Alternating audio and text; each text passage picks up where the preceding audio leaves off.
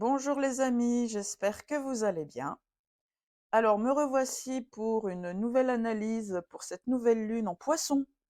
Donc je vous remercie d'être là à écouter ce que j'ai à dire sur cette nouvelle lune, puisque bien sûr, ce ne sera que mon analyse personnelle. Voilà.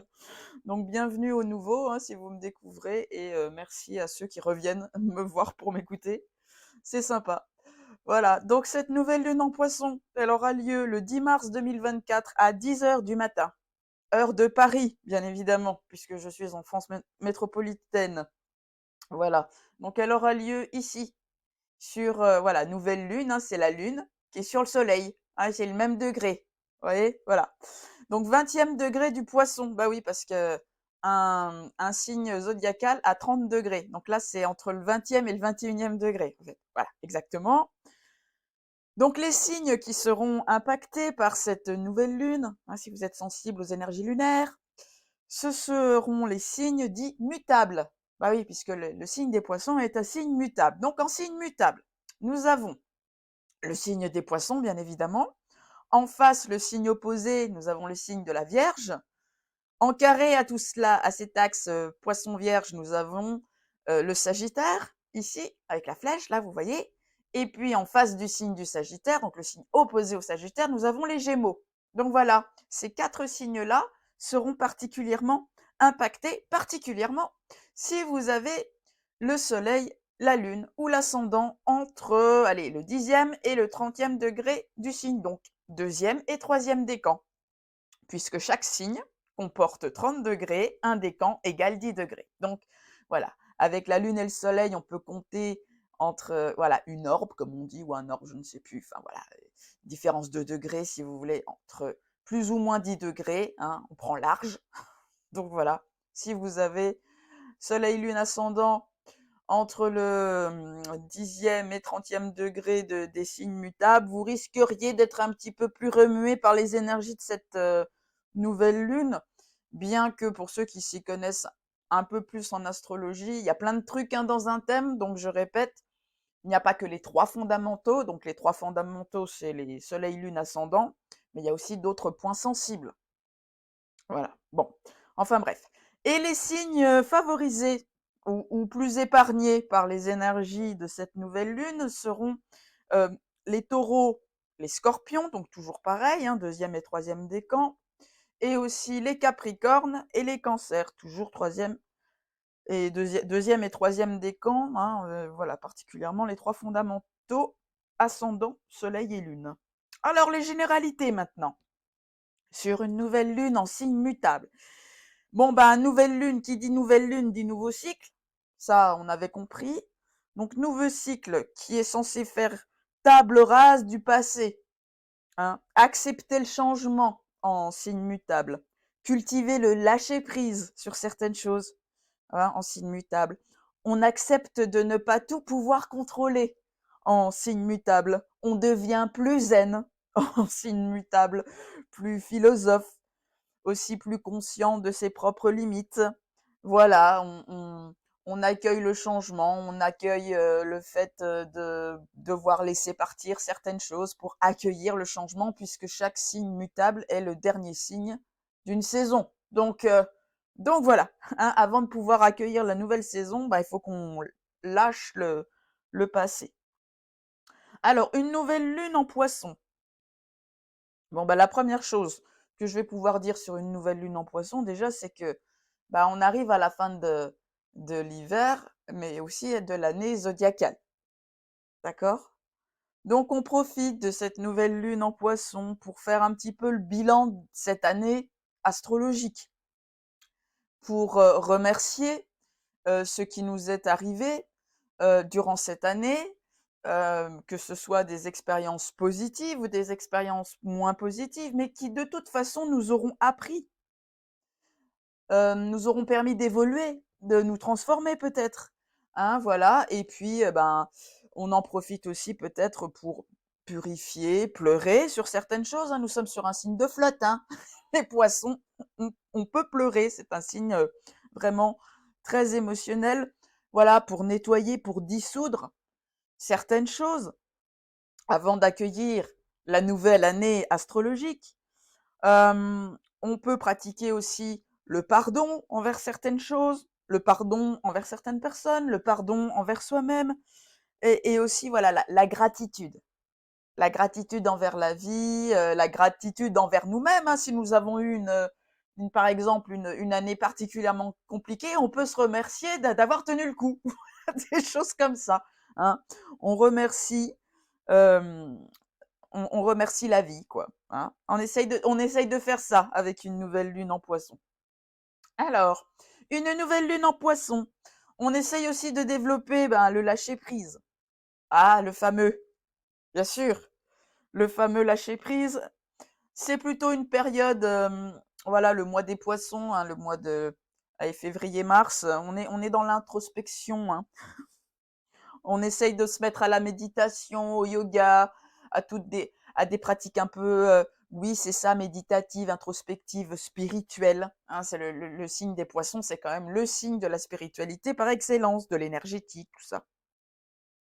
Alors, en nouvelle lune en poisson, on en profite aussi pour développer la créativité artistique, hein. Neptune, c'est tout ce qui est art visuel, mais aussi art lyrique, comme le chant, la poésie. Alors, art visuel, c'est photographie, cinéma,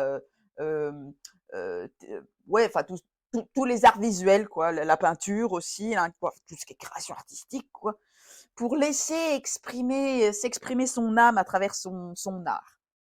Voilà, hein, l'âme, elle a aussi besoin de s'exprimer à travers l'art. Donc, on peut se mettre à une pratique artistique ou avoir des élans comme ça de créativité qu'il ne faudra pas freiner, hein, bien sûr. Une nouvelle lune en poisson, c'est une opportunité pour se réconcilier avec le silence. Oui, pourquoi pas faire une retraite spirituelle, par exemple. Voilà, on se réconcilie avec le silence et la solitude. On adopte un rythme de vie plus lent, hein. De toute façon, bon, alors ceux qui ne sont pas signes solaires en poisson, hein, j'entends. Voilà, quand on n'est pas trop habitué à l'énergie neptunienne, à l'énergie de la poiscaille, hein, bon, quand le soleil il transite en poisson, on peut avoir de toute façon une perte de vitalité, hein. Voilà. Bon, le soleil et Neptune, c'est un peu le brouillard, hein, Neptune. Donc, on peut avoir une petite perte de vitalité ou moins envie de sociabiliser. Ou voilà, c'est une période d'introspection, hein, la période des poissons. Ensuite, on pourra développer l'amour. Bah oui, le signe des poissons, c'est le signe de l'amour inconditionnel, voilà, de l'ouverture de cœur par excellence, quitte à se faire bouffer, hein, et se faire abuser. Oui, parce que c'est un peu le signe du trop bon, trop con, hein. Les poissons, faut quand même. Alors, ce sont des gens normalement fortement sympathiques, mais qui ont plutôt tendance à se faire bouffer. Voilà. Donc, on tombe pas non plus dans le côté sacrificiel et je me laisse bouffer à tout va, hein. Mais voilà, on développe l'amour envers soi-même, donc la compassion envers soi-même, la patience. Voilà, on accepte d'avoir notre propre rythme, mais on doit en faire de même pour les autres aussi. On doit se montrer compatissant envers les autres, leur pardonner certaines choses, accepter qu'ils ont leur propre rythme d'évolution, voilà. Et une nouvelle lune en poisson, ça peut nous donner des envies d'être plus tournés vers des œuvres caritatives ou faire du bénévolat ou être beaucoup plus généreux, voilà, donner euh, sans attendre en retour, hein. Bon. En fait, on est amené à être moins dans l'individualisme, mais plus dans l'altruisme. Mais encore une fois, ne pas se laisser marcher sur les pieds et bouffer par les autres, hein. Voilà. Attention au vampirisme, bien sûr. Alors, avec une nouvelle lune en poisson aussi, on pourrait connaître une augmentation de nos perceptions intuitives, médiumniques, énergétiques, extrasensorielles, quoi, hein. Du coup, on pourrait se réconcilier avec ces parties-là de nous-mêmes, peut-être qui étaient encore cachées jusqu'ici. Mais aussi, on devrait en prendre soin. Voilà, hein, avec une nouvelle lune en poisson, on peut être appelé à prendre soin de ces dons-là, surtout si nous les avons de naissance, hein, Voilà, il y a des personnes pour qui c'est inné, hein, tous ces dons-là. Et en fait, ils y font pas gaffe, ils en prennent pas soin. Donc, il y a trop de personnes, comme j'appelle, connectées, entre grands guillemets, qui se prennent un peu pour Dieu aussi. Donc là, les poissons, on est plutôt dans un signe de retrait, d'humilité. Donc, voilà, guérir son canal médiumnique, le purifier, dissoudre ce qu'il y a à dissoudre et surtout cultiver l'humilité, ne pas chercher à se mettre en avant, d'accord, ou à être dans le contrôle des autres à travers ces capacités-là. Une nouvelle lune en poisson pourrait nous donner des envies de développer des rituels, hein, des trucs un peu perchés, quoi. Hein, parce que le signe des poissons, c'est un signe un peu perché quand même. Donc voilà, de développer des rituels personnels pour notamment gérer une hypersensibilité ignorée jusqu'ici ou mal gérée justement, donc une hypersensibilité émotionnelle comme énergétique. Voilà. Donc en gros, une nouvelle lune en poisson nous invite à être beaucoup plus à l'écoute de notre âme, de son côté ombre comme de son côté lumière, puisque le signe des poissons est le signe de la réconciliation avec toutes les parties de son être pour accéder à la complétude, voilà, et à l'amour inconditionnel de soi-même, pour ensuite évoluer vers l'amour inconditionnel de l'autre, bien sûr. Alors, si tu ne t'es pas encore endormi, nous sommes dans l'énergie poisson. Oui, si tu as aimé ma vidéo jusqu'ici, n'hésite pas à t'abonner si ce n'est pas déjà fait, bien évidemment. Voilà. Alors, maintenant, je vais venir à les énergies, aux énergies de cette nouvelle lune en particulier.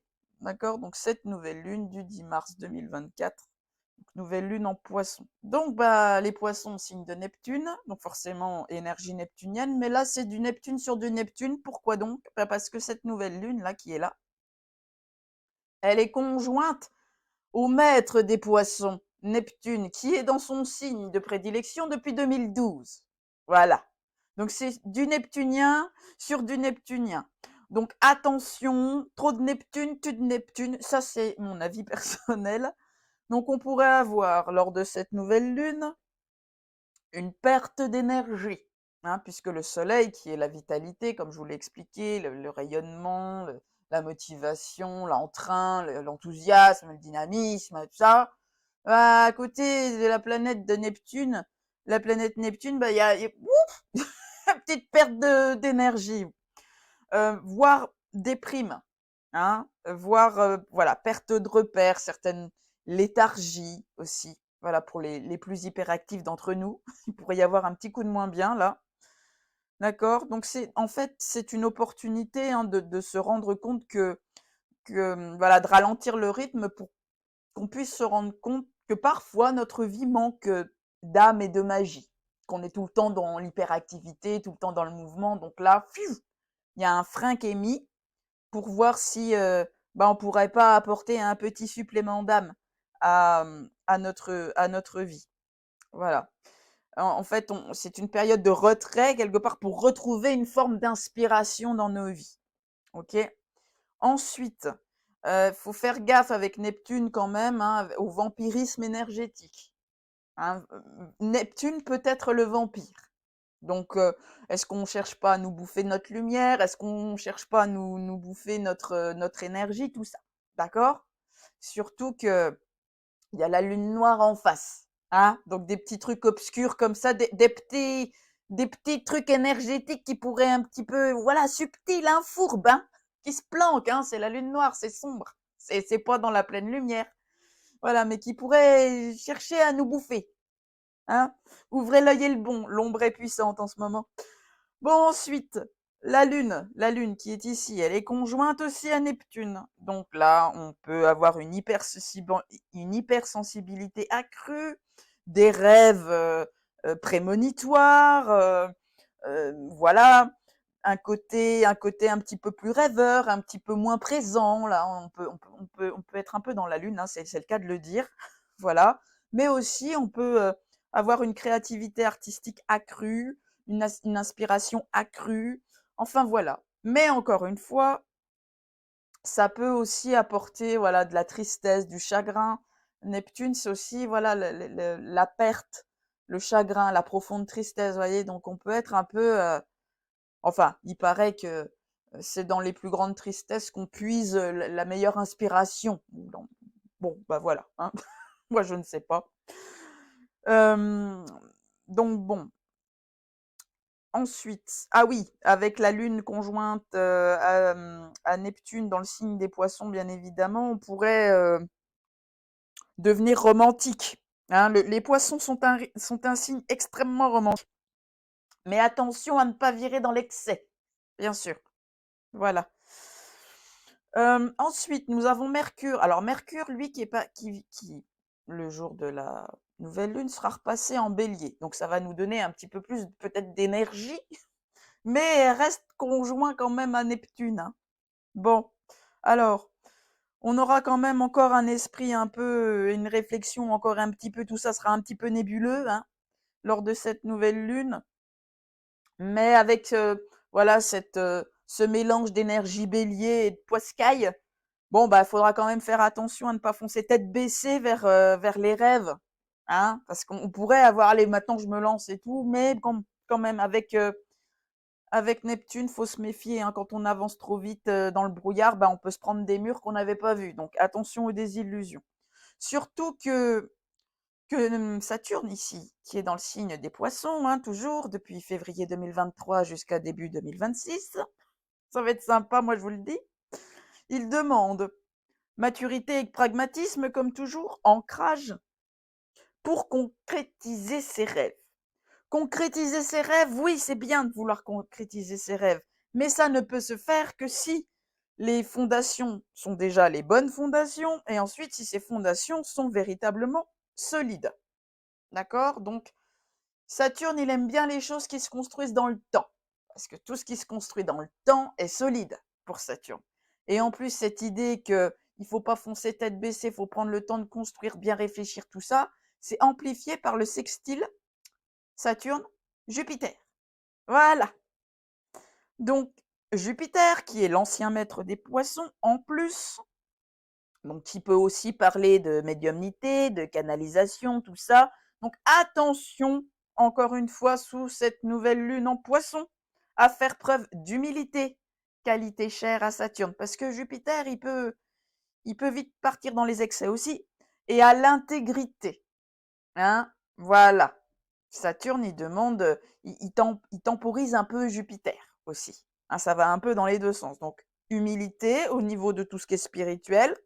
On essaye de ronger, si on souffre un peu de ça, hein, l'ego spirituel, ben, on le flanque au placard. C'est pas mal. Et on cultive l'humilité. Hein, voilà. On est encore quand même dans des énergies de chasse au gourou. Hein. Chasse au gourou, aux fausses croyances, euh, voilà, aux illusions, particulièrement dans le domaine spirituel, il faut quand même bien l'avouer. Hein, parce que Neptune, depuis 2012, dans le signe des poissons, ça a donné accès vraiment à une spiritualité très New Age, qui est partie un peu en vrille, tout le monde, voilà, il y a eu plein de dérives, tout ça. Donc là, on est quand même sur une période il faut un petit peu ramener ça à l'équilibre. Voilà. Et certains vont devoir cultiver, voilà, l'humilité. Bref. Alors ensuite, nous aurons une perspicacité accrue, hein, pour démasquer certaines cachotteries, certains illusionnistes, hein, parce que quand même Mercure, il va repasser quand même en bélier, donc on aura l'esprit un petit peu plus clair, un petit peu plus vif. Et en plus, quelle bonne idée, il est sextile à Pluton. Donc voilà, Pluton, c'est le maître du Scorpion, hein, il aime bien aller fouiller au fond des choses, Pluton. Donc quand on a un bel aspect, ce qui est le cas ici avec un sextile entre Pluton et Mercure, on sait faire preuve de perspicacité. Certaines vérités qui étaient planquées jusqu'ici peuvent être dévoilées. Donc nous aurons tout ce qu'il faut, au final, pour avoir des révélations. Hein, voilà, les illusionnistes seront démasqués, les cachotteries seront dévoilées, les faux gentils, les faux sages, hein, particulièrement ceux avec Lilith en Vierge. Voilà. Qui cherchent à nous soumettre et à nous maintenir dans l'illusion sous leur coupe, etc. Hein? Voilà. Parce que Lilith en Vierge, ça traite quand même d'une déconnexion avec l'âme.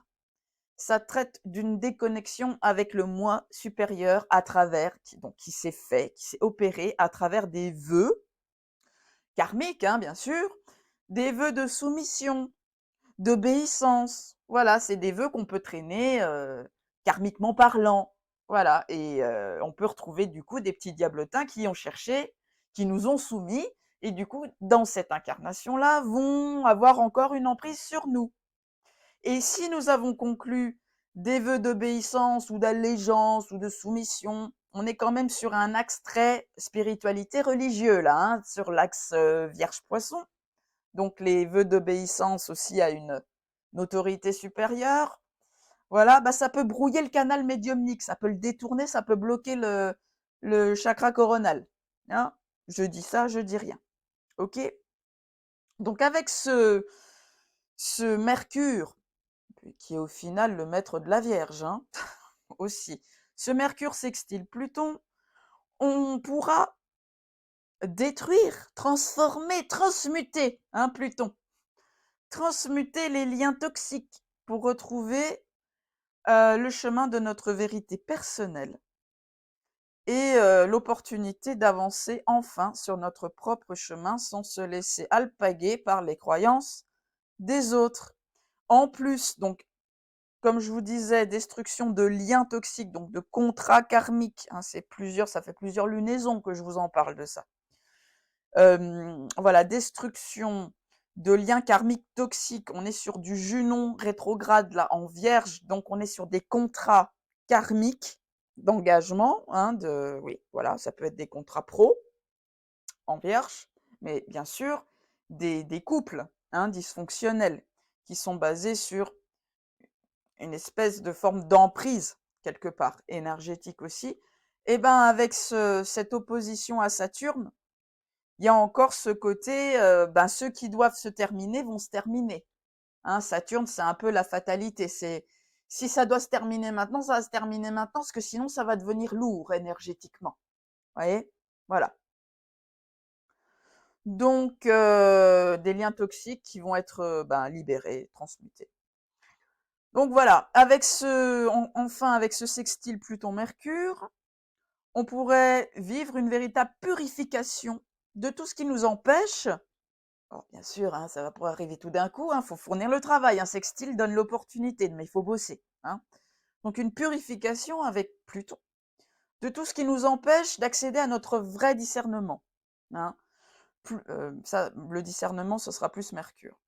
Pluton en Verseau, alors pour les plus, alors moi je parle vraiment comme on parlait de canal intuitif, de médiumnité, etc. Avec un Pluton en Verseau, on peut véritablement vivre des purifications au niveau de tout ce qui est perception extrasensorielle. Hein. On est dans le signe d'Uranus avec le Verseau là, et Uranus se réfère au troisième œil. Donc tout ce qui est je vois, je perçois. D'accord?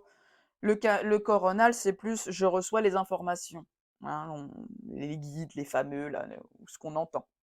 Donc, mais voilà, le troisième œil, purification du troisième œil. Et reprise, bien sûr, de liberté individuelle. Voilà.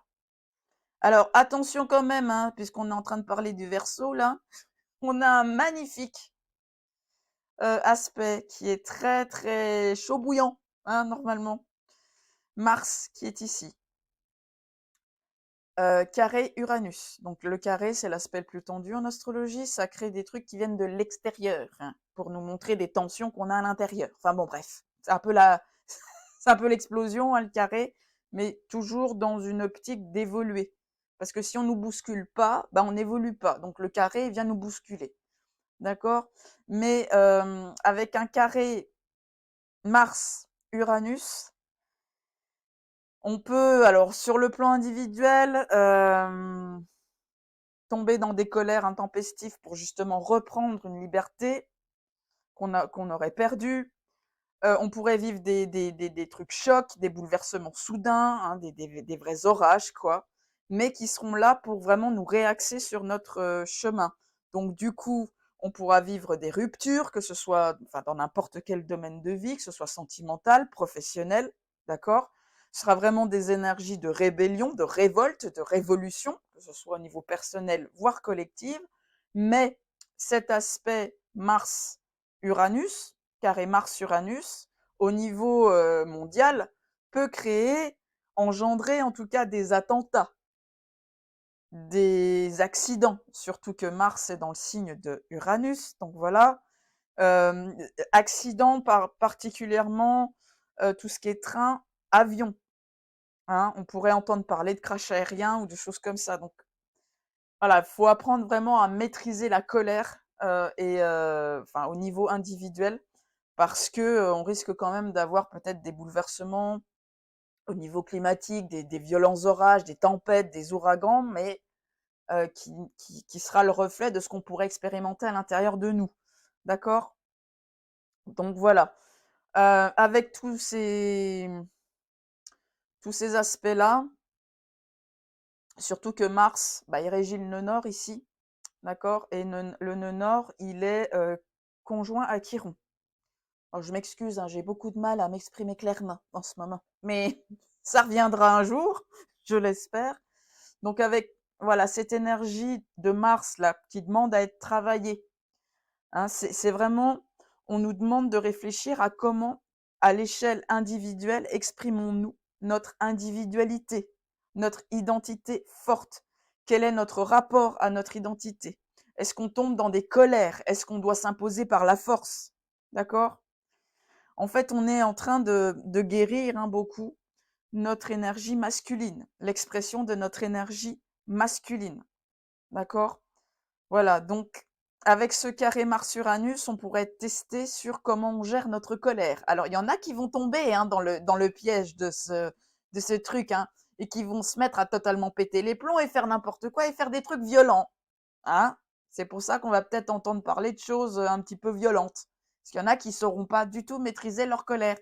Mais pour les personnes, on va dire, un petit peu plus conscientes et peut-être qui aiment bien travailler sur elles et évoluer vers une meilleure version d'elles-mêmes, etc.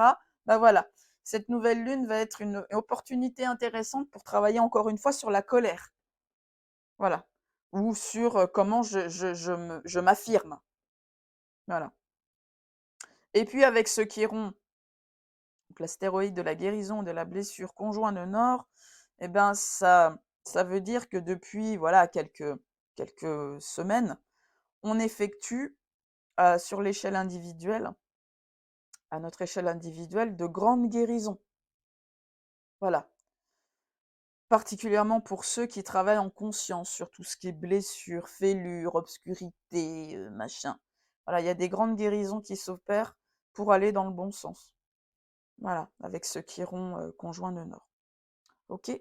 Bon bah voilà, c'est à peu près ce que je pouvais dire sur cette nouvelle lune en Poisson.